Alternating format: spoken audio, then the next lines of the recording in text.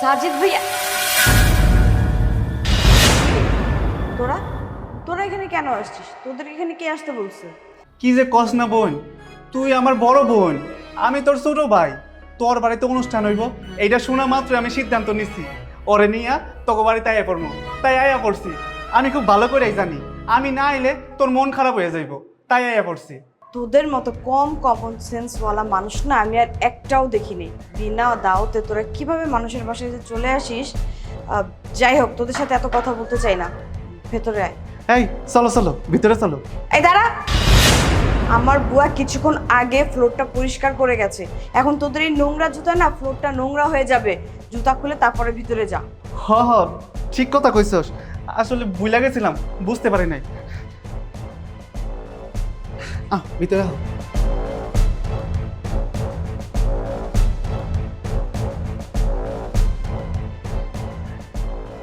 বোন রে, তোর বাড়িটা কিন্তু মেলা সুন্দর। হ্যাঁ, কোটি টাকার বাড়ি, সুন্দর তো লাগবেই। দামি ফার্নিচার দেখেছিস তো সুন্দর বলবি না কি বলবি? তা তোরা হঠাৎ করে কোনো খবর না দিয়ে চলে আসলি কেন? একটা প্রিপারেশনের ব্যাপার তো থাকে, তাই না? কি যে কস না বোন, আজকে তোর জন্মদিন। 10টা না 5টা না একটা মাত্র বড় বোন তুই আমার। আজকে তুই বড় করে তোর বাড়িতে অনুষ্ঠান করতেছস, তাই ওরে নিয়ে তোর বাড়িতে চলে আইলাম। তোরা তো চলে আসবে এটা আমি আগে আন্দাজ করতে পেরেছি। তার কারণ তোরা তো গ্রামের বাড়িতে ভালো মন্দ খেতে পারিস না। আমার জন্মদিনের তারিখটা এজন্যই মনে রাখিস যে আমার বাড়িতে আসলে তো ভালো মন্দ খেতে পারবি। এজন্যই বিনা দাওতে এখানে চলে আসছিস। কুকুরের নাক বলে কথা। ওই মনে হয় সাজিদ ভাই চলে এলো।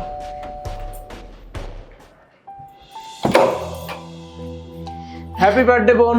এত দেরি করলে কেন ভাইয়া বলো তো? রাস্তা অনেক জ্যাম ছিল তাই। আচ্ছা ভেতরে আসো। আচ্ছা, জুতাটা খুলে। আরে না না, তুমি জুতো খুলবে কেন? জুতা নিয়ে আসো। আরে না না, ফ্লোর ময়লা হয়ে যাবে, জুতা পরে ঢোকা উচিত না। চল দরজা আটকে দে। সাদিক ভাই এসেছে। ভাইয়া, তোমার আসতে কোনো কষ্ট হয়নি তো?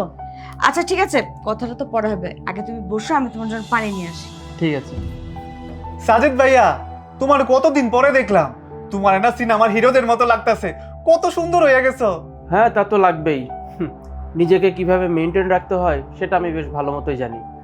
আর যদি নিজেকে ঠিকভাবে মেনটেন করা যায় তাহলে 80 বছর বয়সে গিয়েও নিজেকে যুবকদের মতো দেখানো পসিবল, সেটা আমি জানি। ভাইজান, আপনার ব্যবসা কেমন চলতেছে? সবকিছু ঠিকঠাক চলতেছে তো? ব্যবসা বাণিজ্য সবকিছু আল্লাহর রহমতে বেশ ভালোই চলছে। যাক ভাইয়া, ভালো থাকলেই ভালো। কতদিন পরে তোমারে দেখলাম, আমার না তোমার দেখা খুব ভালো লাগতেছে জানো। এ নাও ভাই পানি।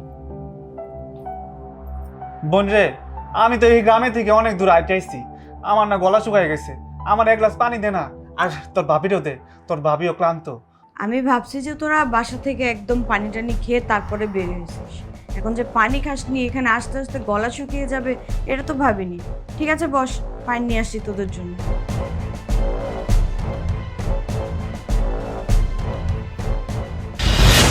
এনে পানি খেয়ে নে। বোন রে, তুই বড় ভাইজান রে কাছে গ্লাসে পানি খাইতে দিলি, আর আমারে দিলি পাতিলের মধ্যে। তোকে বাড়িতে কি আর কোনো গ্লাস নাই?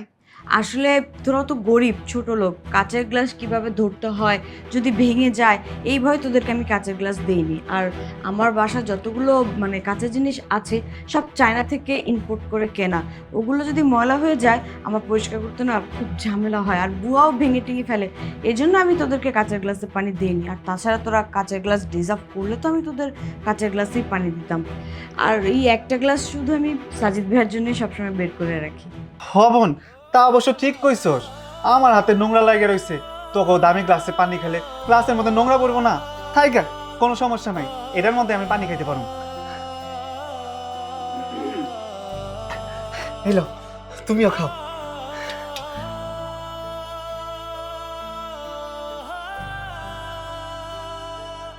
আচ্ছা যাই হোক বোন, তোর বার্থডে উপলক্ষে আমি সমস্ত গিফট তোর জন্য নিয়ে আসছি, দেখ পছন্দ হয় কিনা।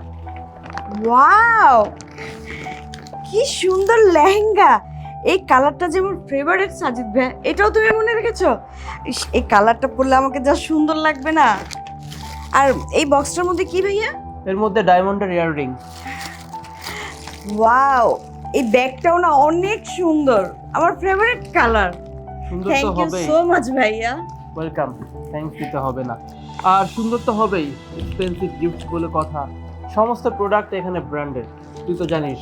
আমি আবার ব্র্যান্ড ছাড়া কোনো কিছু ইউজও করি না, আবার কাউকে গিফট দিতে গেলেও ব্র্যান্ডের জিনিসে গিফট দিই। এই তুমি বই আছো কেন? আমার বোনের লিগে যে পছন্দ করে শাড়ি লই আইছো, ওটা দাও। হ ঠিক কইছো আপামনি, আমাগো গ্রামের যে বড় দোকানটা আছে না, ওই দোকান থেকে আমি আপনার লেগে পছন্দ করে এই শাড়িটা আনছি। এই শাড়িটা আপনি পরলে আপনার মেলা সুন্দর লাগবো।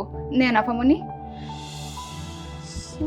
চিপ সুতি শাড়ি কে পরে এই যুগে? সুতি শাড়ি আসলে বাই দ্য ওয়ে, এই কালারটা না আমার একদম পছন্দ না। আর এই কালারের শাড়ি তো আমার বাসার বুয়াও পরে না। 200 টাকা দামের একটা সস্তা শাড়ি নিয়ে তোমরা আমার বাসায় চলে আসছো। তোমাদের মন মাইন্ড এতটা নিচু, এটা তো আমার জানা ছিল না। একটা কাজ করি, আমার বার্থডে উপলক্ষে এই শাড়িটা আমি তোকে গিফট করি, তুই এই শাড়িটা পরিস। আমার সর্বনিম্ন শাড়ির প্রাইস হচ্ছে 10,000 টাকা। আর আমি ব্র্যান্ডের শাড়ি ছাড়া না পরতে পারি না, আমার অ্যালার্জির প্রবলেম আছে। এনে ধর। আসলে আপামনি, আমি বুঝতে পারি নাই এই শাড়িটা যে আপনার পছন্দ হইব না। আমি যদি জানতাম এই শাড়িটা আপনার পছন্দ হইব না, তাহলে কখনোই আপনার লেগে এই শাড়িটা আমি আনতাম না। আমার ভুল হয়েছে আপামনি, আপনি আমার মাফ করে দিয়েন।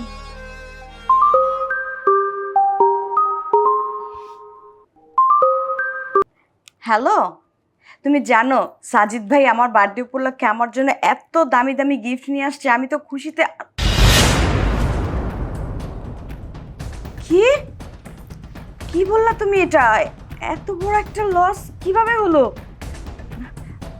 কত টাকা লাগবে? 5 লাখ টাকা? আচ্ছা ঠিক আছে, তুমি টেনশন করো না, আমি টাকার ম্যানেজ করছি। আর তাছাড়া সাজিদ ভাই তো আছেই। আচ্ছা তুমি এখন রাখো, আমি পরে তোমার সাথে কথা বলছি। সাজিদ ভাইয়া, একটা ব্যাড নিউজ আছে। ওই যে ওর কোম্পানিতে কি একটা ঝামেলা হয়েছে, 5 লক্ষ টাকার প্রয়োজন। 5 লক্ষ টাকা যদি এখন না পাই তাহলে আমাদের পথে গিয়ে বসতে হবে।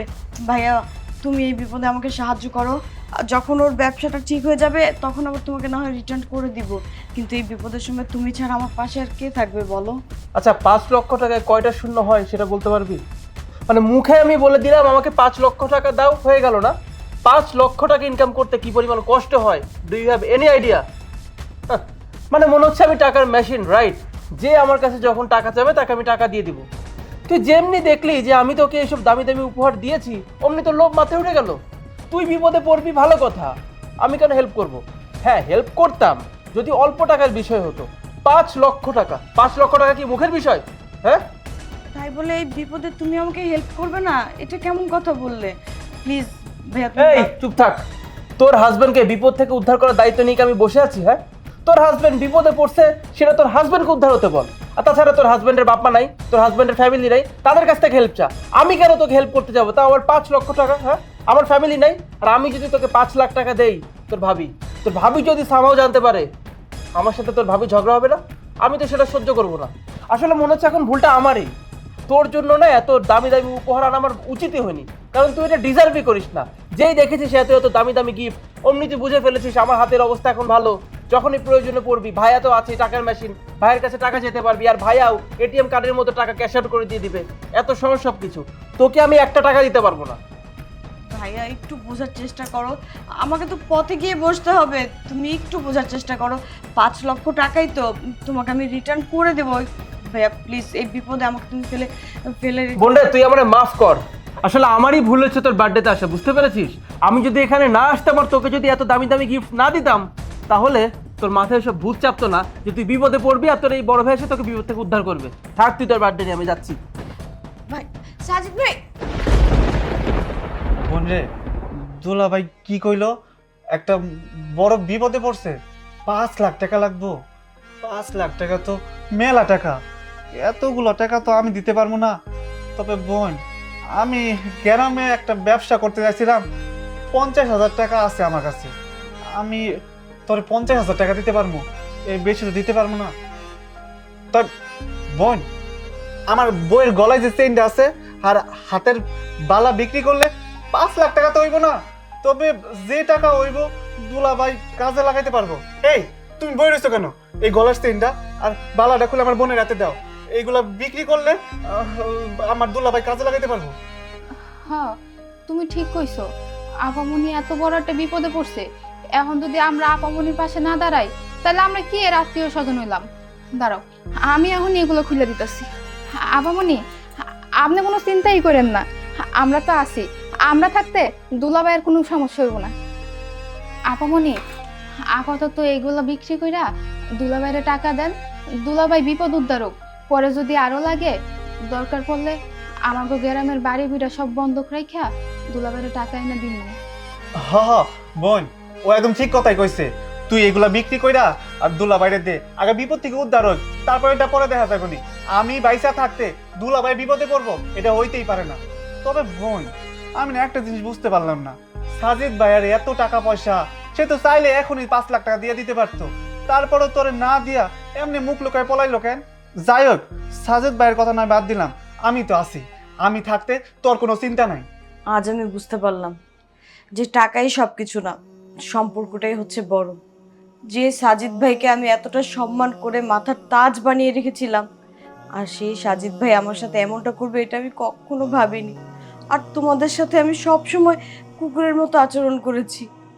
আমার এত বড় একটা বিপদ, কোথায় সাজিদ ভাই আমাকে সাহায্য করবে তা না, আমাকে আরো অনেকগুলো কথা শুনে এখান থেকে চলে গেল। এই তো কিছুক্ষণ আগেই আমি তোমাদের সাথে কত দুর্ব্যবহার করেছি, কত বাজে কথা বলেছি। আমার বাড়ির বুয়া যে পাতিলে পানি খায়, ওই পাতিলে আমি তোমাদের পানি খেতে দিয়েছি, আর সাজিদ ভাইকে আমি কাচের গ্লাসে পানি খেতে দিয়েছি। সাজিদ ভাই এমনটা করবে আমি এটা কোনোদিনও ভাবিনি। আর তোমাদের সাথে যে আচরণ করেছি তার জন্য আমাকে তোমরা ক্ষমা করে দাও। আমি সবসময় গরিবদেরকে তুচ্ছ তাচ্ছিল্য করে কথা বলেছি। আসলে মানুষের টাকা পয়সা হলে তাদের চোখে কাঠের চশমা পড়ে যায়, যেটা আমার চোখেও পড়েছিল এতদিন। আমি এজন্য গরিব মানুষদের দেখতে পারতাম না, অহংকার নিয়ে চলাফেরা করতাম। রাস্তায় একটা ভিক্ষুক দেখলেও না আমি কখনো তাদেরকে 10টা টাকা দিয়েও সাহায্য করতাম না। কুকুরের মতো ব্যবহার করে ধাক্কা মেরে ফেলে দিয়ে চলে আসতাম। আর সেই কুকুরের সাথে আমি তোমাদেরকে তুলনা করেছি। আর সাজিদ ভাইকে আমি স্বর্ণ মনে করতাম, যে স্বর্ণ পরলে মানুষকে সুন্দর লাগে। আর সেই সুন্দরটা কি শুধু টাকা দিয়েই হয় নাকি? মনুষ্যত্ব যে টাকা দিয়ে হয় না, এইটা আমি আজ বুঝতে পেরেছি। এই যে তোমাদের সাথে এত দুর্ব্যবহার করার পরেও তোমরা আমাকে সাহায্য করার জন্য এগিয়ে আসছো। ভাবির শেষ সম্বলটুকু, ভাবির মায়ের দেওয়া চেনটার এই যে বালাটা আমাকে দিয়ে দিচ্ছ। আমার হাজবেন্ডের যেন বিপদ উদ্ধার হয়, ভিটা মাটিটুকু বন্ধক রাখতে চেয়েছো শুধুমাত্র আমার কারণে। আর আমি তোমাদেরকে তার বিনিময়ে কি দিয়েছি? অপবাদ, কষ্ট, যন্ত্রণা আর অন্যায় কথা, অবিচার করেছি তোমাদের উপর।